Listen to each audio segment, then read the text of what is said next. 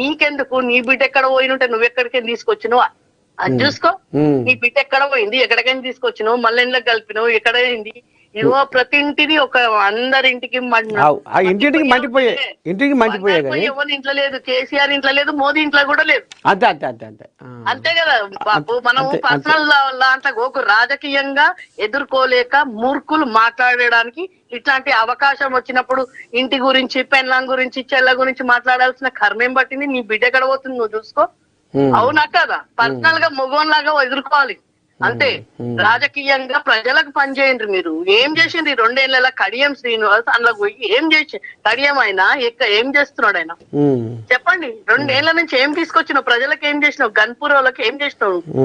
ఇప్పుడు అక్కడ ఉన్న ఆయన రాజయ్యను బదనాం చేసి బట్ట కాల్చి ఆయనను బదలాం చేసిండు. ఈయనేం చేసిండంట ఈ 2 ఏళ్ల నుంచి? ఏం నిధులు తెచ్చిండంట? స్టేషన్ గన్పూర్ కి ఏం తెచ్చిండు, ఏం చేసిండో అది ప్రజలకు చెప్పి నువ్వు మాట్లాడాలి. ఇయ్యాలి అటు బియ్య నా ఘర్క నా ఘాట్కా అయిపోయిండు. నా ఘర్కా నా ఘాట్కా అంటారు హైదరాబాద్ లా. అట్లాంటి పరిస్థితి తెచ్చుకొని ఈ రోజు కేటీఆర్ మీద మాట్లాడాల్సిన అర్హత ఏమైనా ఉన్నది ఆయనకు? ఏం అర్హత ఉన్నది? కేటీఆర్ ఒకప్పుడు కేటీఆర్ అని పక్క నిలబెట్టుకొని ఆయన ఏజ్ ఎక్కడ, నీ ఏజ్ ఎక్కడ? ఆయనను విమర్శించాల్సిన పనేముంది? చిన్న నోరుతో పెద్దోళ్ళకు మాట్లాడాల్సిన పనేముంది నీకు? నీ పనేందో చూసుకో. అసలు ఇండ్లున్నవా అల్లున్నవా అది చెప్పు ఫస్ట్. ఇప్పుడు బై ఎలక్షన్లు వస్తాయి, దాన్ని చూసుకో. కేటీఆర్ ని విమర్శిస్తే మళ్ళీ నీ కోట్లు వస్తాయి అనుకుంటున్నావు? రేవంత్ రెడ్డి మాటినండి. రేవంత్ రెడ్డి దగ్గరికి ఎవడు పోతే వాడు కేసీఆర్ ఫ్యామిలీని తప్ప తిడితే తప్ప వీళ్ళ కోట్లు పడాయి. ఎందుకంటే వీళ్ళు పీకి ఏం చేసింది లేదు, పీకి పెట్టింది లేదు. మొన్న స్టేషన్ కన్పూర్ లో మీటింగ్ పెట్టి కార్యకర్తలతోటి మీరు ఏం పికర్ చేయకూరి, మళ్ళీ ఉప ఎన్నిక ఏం రాదు అంతా నేను చూసుకుంటూ ఉంటుండు. అంతా ఏం చూసుకుంటాడంట వాళ్ళు పొయ్యి ముట్టించుకోనికి వాళ్ళ ఇంట్లో పప్పు కూరగాయలు కావాల్సి వస్తుంది గరీబోళ్ళకు. వీడు చెప్పే మాటలు విని, రేవంత్ రెడ్డి మాటలు విని 2 ఏళ్లలో గోస తెచ్చుకున్నారు తెలంగాణ ప్రజలు. హైడ్రాలు తెచ్చుకొని, ఇండ్లు గులగొట్టుకొని, నీళ్లు లేక, నిధులు లేక, రైతు బంధు లేక, రైతు బీమాలు లేక, పిల్లలు లగచర్యల గురుకులాలలో ఇవన్నీ అయినాయి. ఇవన్నీ చెప్పి ఇప్పుడు 2 ఏళ్ల కథ విడిచేసి మళ్ళా నేను చూసుకుంటా అంటే ఏం చూసుకుంటాడు? పోయి రేవంత్ రెడ్డిని చూసుకుంటాడు. రేవంత్ రెడ్డిని చూసుకోవడము, సంచులు నింపుకోవడంతోనే సరిపోయింది రేవంత్ రెడ్డిని. వీళ్ళు అట్లాంటి ఎక్కడో పెట్టిండు. ఇంకేమైనా ఇజ్జత్ ఉన్నదా అని అలా? ఆ పార్టీలో ఏమైనా ఇజ్జత్ ఉందా? మాట్లాడుతున్నాడు ఆయన మాటలేంది? ఆయన ఏంటి పెద్ద మనిషి? ఆయన స్థాయికి మాట్లాడుకోవాలి. ఆయన స్థాయికి దిగజారిపోయింది కాబట్టి మాది బాగా తినిండు. తిని బలిచిన వాళ్ళంతా పోయిన వాళ్ళందరూ ఇప్పుడు అంటారు కదా ఘర్కన్నా ఘాట్గా అయిపోయింది. 10 మంది ఎటుగా కాకుండా అయిపోయింది. సరే మొత్తానికైతే గిది కథ. సరే తల్లి మరి ఉంటా. ఉండు బాబు. ఎవరైనా కేటీఆర్ కేసీఆర్ ఫ్యామిలీకి వస్తే మాత్రం ఊరుకోమని చెప్పు. అంతేనా? అంతే. మళ్ళీ తాట తీస్తాం, మళ్ళీ వాళ్ళు తాట తీసి తోలు తీసి ఎండకేస్తాం. మళ్ళీ ఈ చలికాలం వారం రోజులకు ఎండ కూడా. సరే సరే సరే తల్లి శనార్థి. సరే సరే ఇగో ఇది కథ.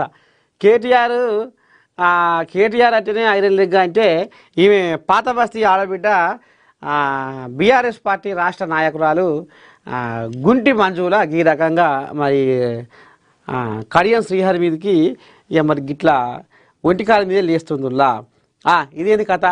శుక్ర మౌఢ్యమి ఎఫెక్టు, కళ్యాణ గడియలకు బ్రేకు, 20 రోజులు శుభకార్యాలు బంధు. ఓ అమ్మా ఏంది గందరగోళము? 80 రోజులు అంటే ఏం తక్కువ 3 నెలలు. అమ్మా ఎట్లా చేయాలి? ఏం చెయ్యాలి? ఇప్పుడు ప్రేమ పెళ్ళిళ్ళు చేసుకుంటోళ్ళ కథ ఏంది? పెద్దలు కుదిర్చిన సంబంధాల పెళ్ళిళ్ళ కథ ఏంది?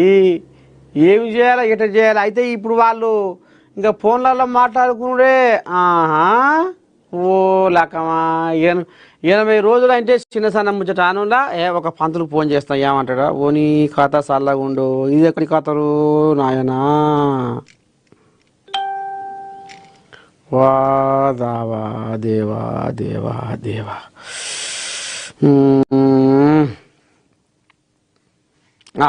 ఈ పంతులు ఫోన్ చేద్దాం ఏమంటాడో. భారతీయ సంస్కృతిలో వివాహం అనేది కేవలం 2 మనసుల కలయిక మాత్రమే కాదు, 2 కుటుంబాల అనుబంధం. బలమైన ముహూర్తంలో ఒక్కటైన జంట 100 ఏళ్ల పాటు సుఖ సంతోషాలతో వర్ధిల్లుతుందని మన అనాది నమ్మకం. అందుకే పెళ్లి చూపుల నుంచి పీటల మీద కూర్చునే వరకు ప్రతి ఘట్టాన్ని పండితులు నిర్ణయించిన శుభ గడియల్లోనే జరిపించుకుంటాం. హలో, చెప్పండి. ఈ యాదగిరి పంతులా మాట్లాడేది?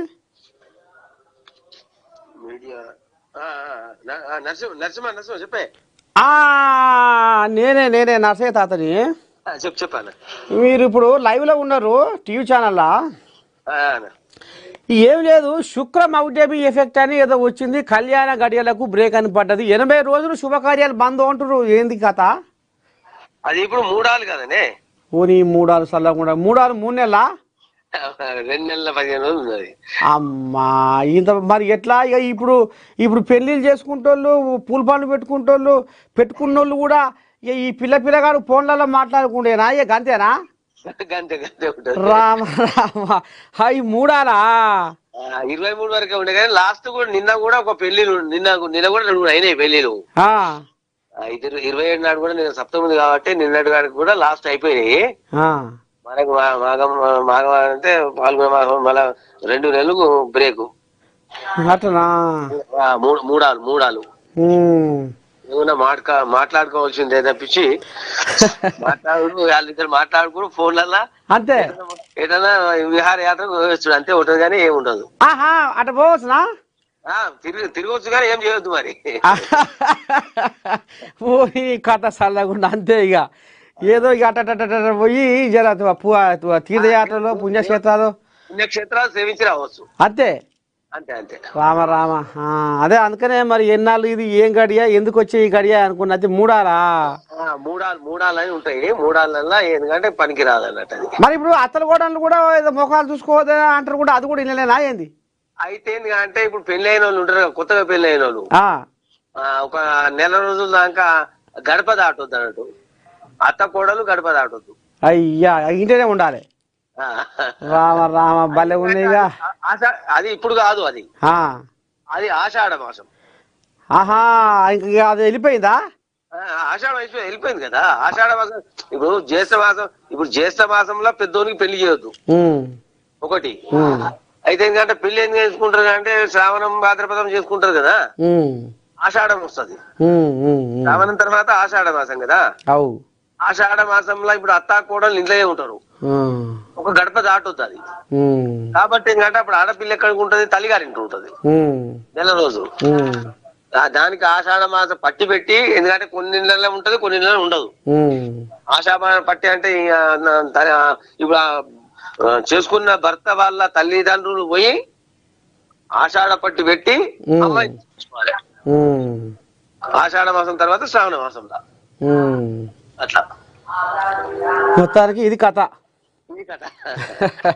సరే పంతులు, సరే సరే మంచిది, ఉంటా. శనార్థి.